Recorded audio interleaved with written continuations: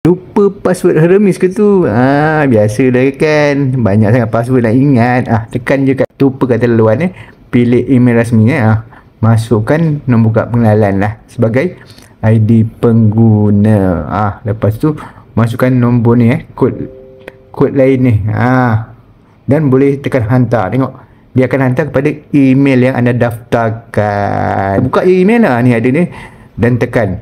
Bila tekan tu, masukkan kata laluan baru. Terus je direct tak payah susah-susah nak ingat kata laluan lama ataupun pengguna yang disarankan. Tapi tak payahlah kan, gunalah kata laluan yang biasa anda guna, boleh ingat. Kalau tidak nanti asyik-asyik nak tanya dengan orang-orang pentadbir sistem je. Klik.